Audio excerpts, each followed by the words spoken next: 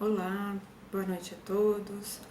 Hoje a gente vai bater um papo falar um pouquinho sobre a família, mas antes de começar, eu vou pedir que todos se sentem de uma maneira confortável, fiquem em seu sofá ou sua cadeira, fechem seus olhos, elevem seu pensamento ao plano espiritual. Vamos pedindo ao plano maior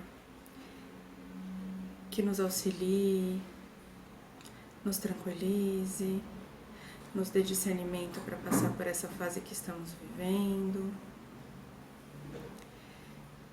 e que faça também o seu trabalho para que a gente possa absorver tudo que for dito, tudo que for falado, da maneira como devemos absorver e da maneira como tem que ser.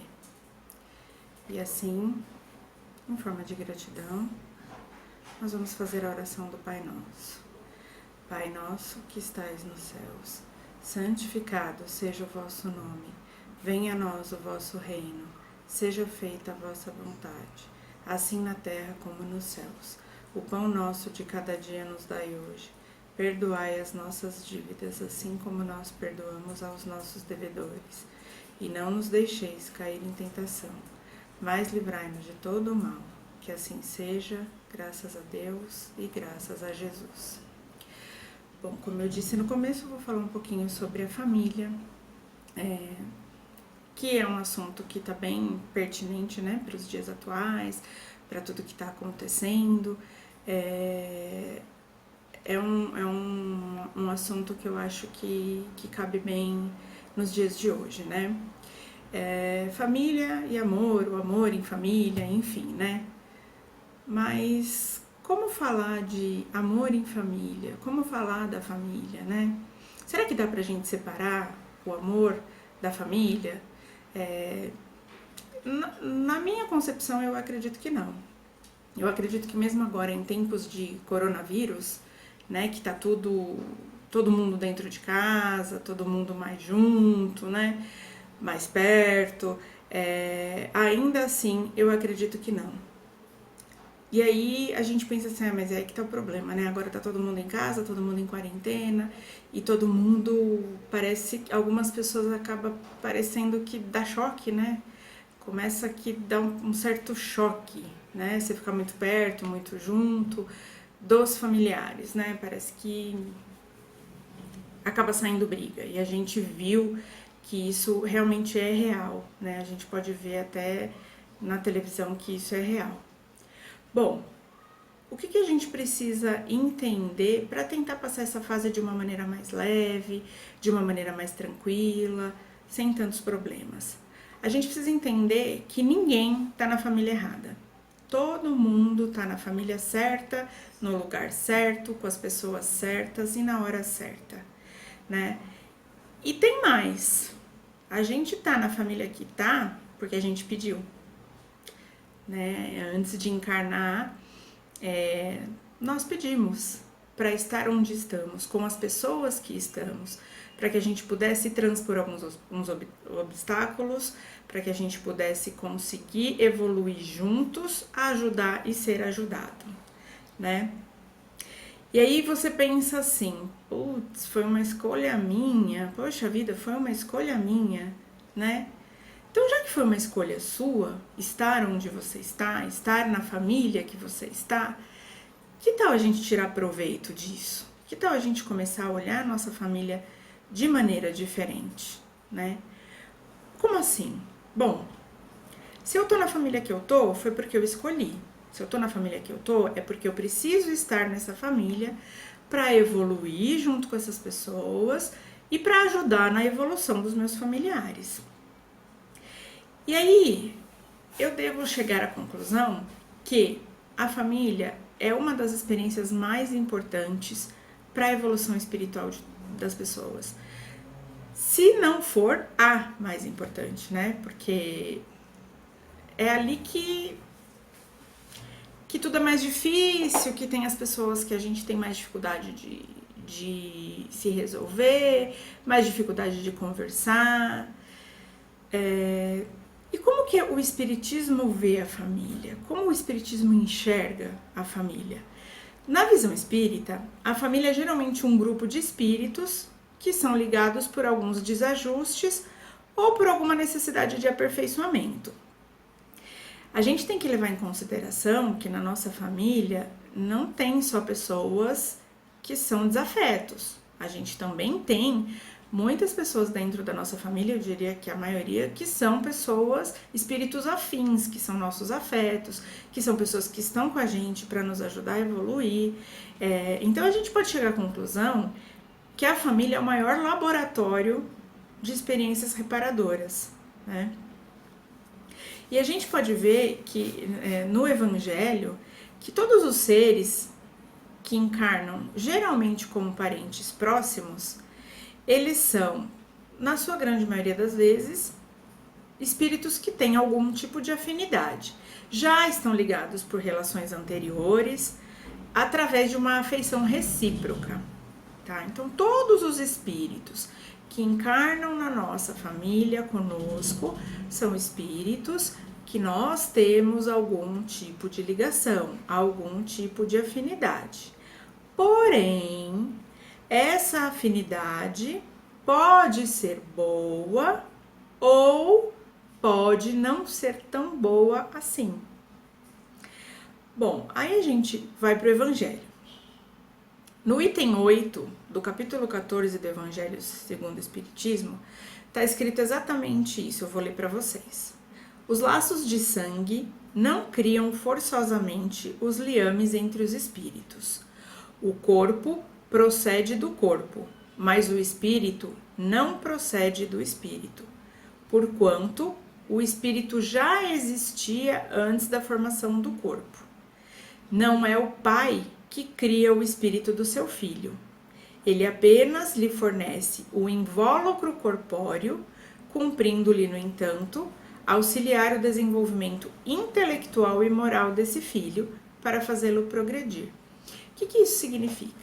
Significa que o pai e a mãe de uma família, eles geram o corpo físico, mas o espírito do filho deles não é gerado por eles. O espírito do filho deles é um espírito que já existe, que já vem de outras vidas.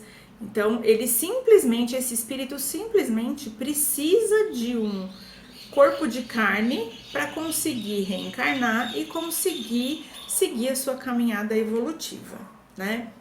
Pois bem, já que a gente sabe tudo isso, o que seria o certo? O certo seria nós amarmos a todos da nossa família, todos os nossos familiares, né?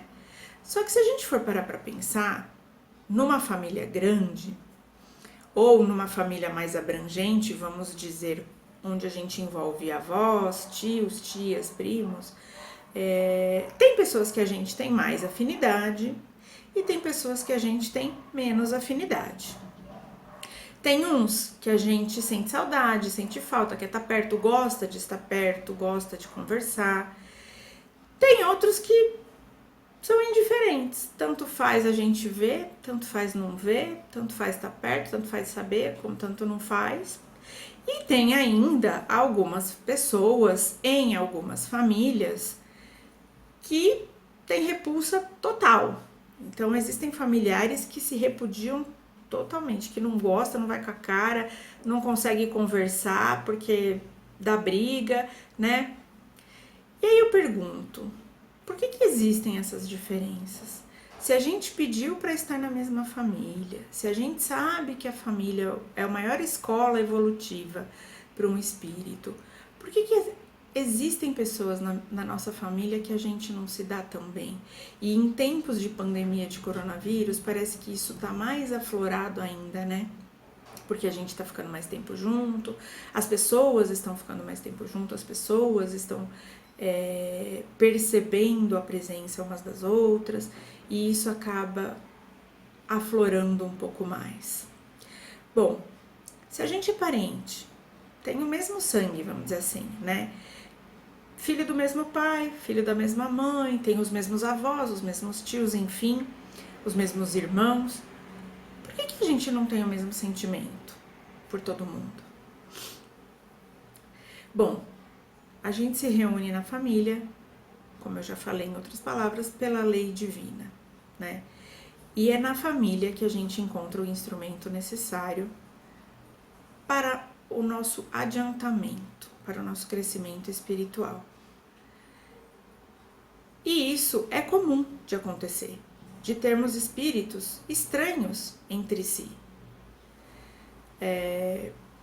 Por que isso acontece? Isso acontece porque certamente é ali que está o problema ou a solução, não sei qual seria a palavra, para que eu possa evoluir melhor. É com essa pessoa que eu tenho que tentar uma aproximação maior, que eu tenho que tentar ser mais calma, que eu tenho que tentar ser mais tolerante, mais paciente, porque é justamente essa pessoa que precisa dar a mão para mim, para a gente conseguir evoluir juntos, né? Para que a gente consiga que a nossa caminhada aqui na Terra seja mais tranquila, que a nossa evolução seja um pouco mais acertada, né? E se Deus permite esse tipo de reencontro, se Deus permite que eu reencontre uma pessoa, um desafeto do passado na minha família, e que hoje a gente tá meio estremecido, fica meio estremecido, enfim, é porque Ele está me oferecendo uma oportunidade imensa de aprendizado, de aperfeiçoamento. E eu, enquanto encarnado, as pessoas, enquanto encarnadas, deveriam aproveitar essa oportunidade e evoluir e tentar, de alguma forma, se aproximar mais dessa pessoa, né? Porque enquanto a gente não tiver essa aproximação, enquanto a gente não tentar estabelecer uma simpatia, eu não tô dizendo que a gente tem que ser melhor amigo, né? Que a gente tem que estar sempre grudado com a pessoa que a gente não gosta só porque é da família. Não é isso. Mas a gente tem que tentar estabelecer uma certa simpatia. Por quê? Porque a gente tem por trás disso o respaldo dos nossos afetos. Então, por exemplo, vamos supor que eu não me dou bem, por algum motivo, com a minha mãe. Que não é verdade, graças a Deus, eu me dou muito bem com a minha mãe. Acho que até demais. Mas enfim, vamos supor que eu não me dou bem com a minha mãe. A gente não consegue conversar, toda vez que a gente se fala, sai uma faísca, dá briga, discussão, ela não vai com a minha cara, eu não vou com a cara dela. O que eu preciso fazer para tentar que a minha caminhada aqui na Terra, que a minha caminhada e que a dela, né, que a nossa caminhada juntas, seja um pouco mais leve, um pouco mais tranquila? Eu preciso tentar me afinizar um pouco mais com ela. Mas aí você tá pedindo pra eu ser falsa. Não tem como. Não é ser falsa. A gente não tem que ser falso com as pessoas. Mas assim, tentar ser mais tolerante, tentar ser mais paciente, tentar prestar atenção nas nossas atitudes para ver o que a gente tá fazendo de diferente ou de errado. E se ainda assim não tiver jeito, se ainda assim não consigo, já tentei, não vai, não gosto, não quero. Então, pelo menos, evita briga, sai de perto, evita discussão, né? E sempre nas suas orações, tenta pedir por essa pessoa, né? Tenta pedir, um treino muito rápido, eu acho que demora menos de 5 minutos, mas assim, isso independente de família, né? Mas todas as pessoas que a gente não se dá muito bem, todas as noites antes de dormir ou todas as manhãs, ao levantar, eleve o seu pensamento e fala assim: fulano de tal, eu te perdoo de todos os erros que você já cometeu comigo e te peço perdão por todos os erros que eu já cometi com você, nesta e em outras vidas. Se a gente fizer isso todo dia, todo dia, todo dia, todo dia, as coisas vão melhorar. A gente vai conseguir vê essa pessoa com outros olhos e vice-versa. A partir do momento que a gente enxerga o mundo de uma forma, o mundo nos devolve coisas boas, o mundo nos enxerga também de uma outra forma, né? Então, a família vem, a gente tem que ter em mente que a família vem para transmutar as diferenças, as nossas diferenças, né? Serve para fazer a gente passar, transpor barreiras, passar por coisas que a gente acha que não vai conseguir, mas a gente vai sim, no fundo a gente vai, porque a gente tá ali, porque a gente precisa, porque a gente quer estar ali, porque a gente pediu para estar ali, para nossa evolução espiritual e a evolução de todos. E quando a gente faz uma analogia, a gente pode dizer que a Terra, o planeta Terra, é como se fosse uma escola, é uma grande escola. E a nossa família é uma sala de aula. E é ali dentro da nossa casa, junto com a nossa família, que a gente tem que aprender o beabá, tem que aprender as maiores lições, lições de cuidado, paciência, tolerância, amor, por que não? Caridade, por que não? Né? A gente tem que tentar buscar essas coisas dentro da nossa casa, dentro da nossa família, né? E quanto mais próximo a gente estiver de uma pessoa ou de mais pessoas, a gente percebe que a gente tem grande afinidade ou grandes desafios. Por exemplo, agora em tempos de confinamento, de quarentena, às vezes tem muitas casas que as pessoas mal se viam, né? Acordava cedo, tomava café, saía para trabalhar, uns trabalhavam, estudavam, outros só trabalhavam e voltava à noite, e aí já estava quase na hora de dormir, escova o dente, faz tudo correndo e vai dormir. Mal conversavam, mal se viam. Agora, em tempos de quarentena, a maioria das famílias está todo mundo em casa, todo mundo junto. E aí que a gente começa a ver as diferenças e também as afinidades, por que não? Porque tem muita gente da nossa família, e eu diria que a maioria da nossa família tá ali para nos ajudar a crescer, tá ali para nos ajudar a evoluir enquanto espírito, né?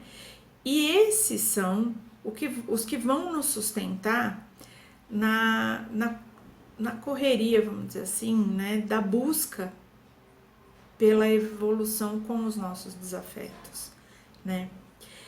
O que a gente precisa lembrar, o que precisa ficar muito claro, é que Deus é soberanamente justo e bom. E Ele jamais iria reunir em uma família espíritos que fossem extremamente conflitantes e que não conseguissem conviver de uma forma ou de outra.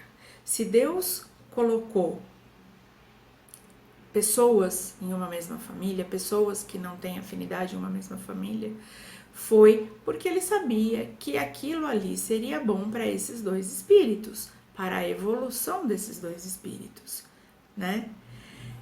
E isso tudo traz um ponto muito interessante, que é a reforma íntima, que ajuda a gente na reforma íntima, porque faz a gente olhar um pouquinho mais pra gente e pensar o seguinte: se o fulano, que é meu parente, sei lá, meu irmão, meu tio, não sei, não tá disposto a mudar, a me tolerar, eu vou tentar né? Tento eu ser mais tolerante, ser mais paciente, brigar menos, deixa ele falando sozinho.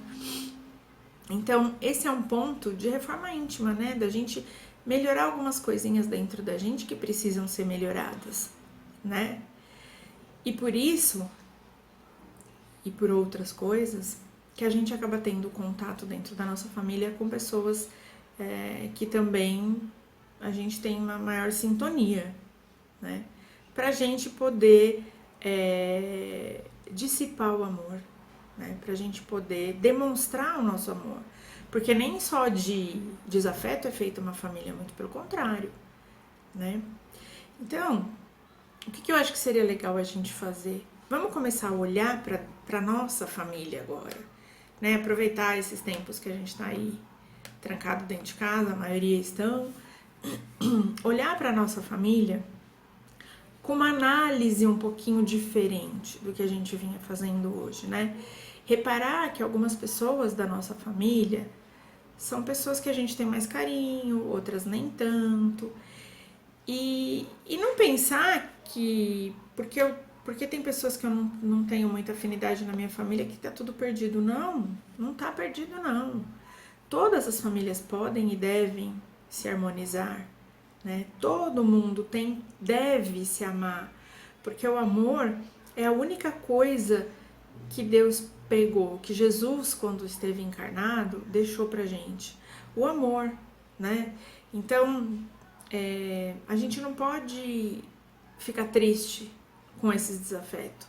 A gente tem que tentar emanar o amor e entender que nada tá fora do lugar, que as pessoas estão onde deveriam estar realmente. E tentar olhar essas pessoas diferente. Procurar perdoar, procurar compreender essas pessoas, evitar ciúmes, né? Não ter ciúmes dessas pessoas, deixar de ser intolerante com essas pessoas, aproveitar essa oportunidade e caminhar juntos, sempre juntos, né? No capítulo 5 da Bíblia, versículo 25, em Mateus, Jesus disse assim: reconciliai-vos o mais depressa possível com o vosso adversário enquanto estáis a caminho. Isso é bíblico. Então, vamos tentar essa reconciliação com os nossos adversários de outras vidas para que a gente consiga evoluir e ajude ele também a evoluir, né? Só a gente pode conseguir isso. E como que a gente consegue isso? Através do maior ensinamento de Jesus, que é o amor. Que o amor é a maior de todas as leis divinas. Óbvio que a gente está bem longe de colocar o amor de Cristo em prática, infelizmente, porque a gente não tem evolução suficiente para sentir o amor que Jesus sentia. Mas a gente ama também e a gente pode conseguir chegar lá. A gente pode conseguir amar o nosso próximo como a nós mesmos, né? A gente pode tentar amar o nosso próximo como a nós mesmos. Em uma passagem do Evangelho, Jesus diz que a gente deve amar os nossos inimigos, fazendo o bem para quem nos odeia e orando pelos que nos perseguem e caluniam. Jesus fala ainda que nós não teremos nenhum mérito se nós amarmos somente quem nos ama, porque isso é muito fácil, né, gente? Amar quem me ama é a coisa mais fácil do mundo. O difícil é amar quem eu não tenho uma certa afinidade, né? E a gente não deve fazer o bem só para as pessoas que a gente ama. A gente deve fazer o bem também para os nossos desafetos. Só que a gente está acostumado a amar só quem ama a gente, a fazer o bem só para quem faz o bem pra gente, a cuidar de quem cuida da gente, né? A gente geralmente não age com amor para as pessoas que a gente não tem afinidade, para os nossos parentes que nós não temos um certo apreço, vamos dizer assim. Só que a gente deve também vibrar amor por essas pessoas. Ok, você não consegue um contato físico, você não consegue conversar, você não consegue ficar perto, não tem problema. Coloque essa pessoa nas suas orações. Vibre amor para essa pessoa. Tente, nos momentos você com você mesmo, tente pedir por ela, para que ela melhore o seu coração, para que você também aceite melhor o jeito dessa pessoa, para que você também consiga ver essa pessoa de uma outra forma, né? Então eu acho que isso já ajuda muito. Às vezes as pessoas pensam, mas é absurdo, eu não vou conseguir. Mas a gente precisa entender um pouquinho do que Jesus veio trazer pra gente. E o fato de você fazer uma prece por alguém que você não gosta vai te ajudar a levar isso com mais leveza, vai te ajudar a a entender de uma outra forma. Então coloque essas pessoas nas suas preces. Tente colocar os seus desafetos nas suas orações. Porque tente perdoar. É aquilo que eu falei já no começo, né? Sempre fale, sempre que você lembrar, sempre que você for fazer uma prece, fulano de tal, eu te perdoo por todas as coisas ruins que você me fez e te peço perdão por todas as coisas ruins que eu te fiz, nesta e em tantas outras vidas. Se a gente fizer isso todo dia, isso ajuda a gente a entender uma série de questões, isso ajuda a gente a levar as coisas com mais leveza, a levar essa encarnação com mais leveza, né? Como Jesus recomenda, né? Dar a outra face. Quando Jesus fala para dar a outra face, não é o outro lado do rosto, mas é a face do amor, né? A outra face do ódio é o amor. Então vamos dar a outra face, vamos dar a face do amor para as pessoas que a gente não tem tanta afinidade, né? E eu queria, para encerrar, fazer uma leitura de um livro muito interessante que chama O Problema do Ser, de Leon Denis.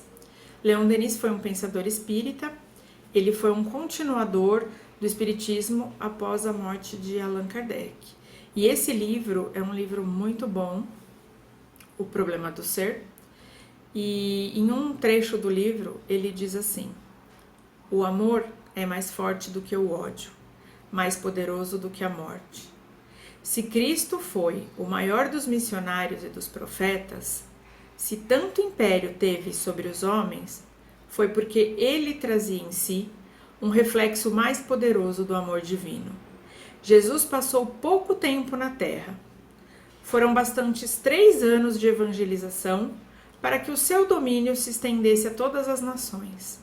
Não foi pela ciência, nem pela arte oratória que ele seduziu e cativou multidões. Foi pelo amor. Desde sua morte, seu amor ficou no mundo como um foco sempre vivo, sempre ardente.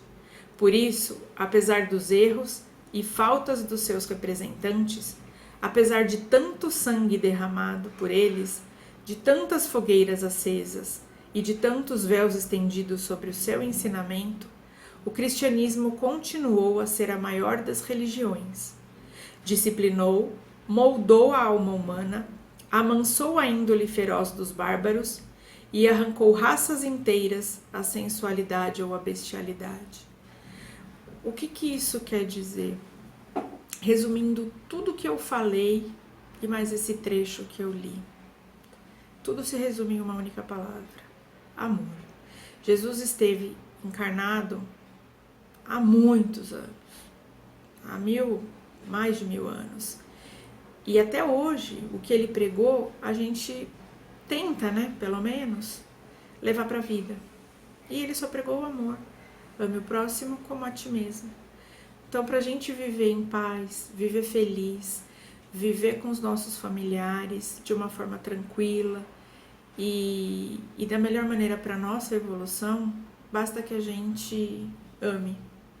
Simples assim. É o amor. Esse é o meu recado para vocês.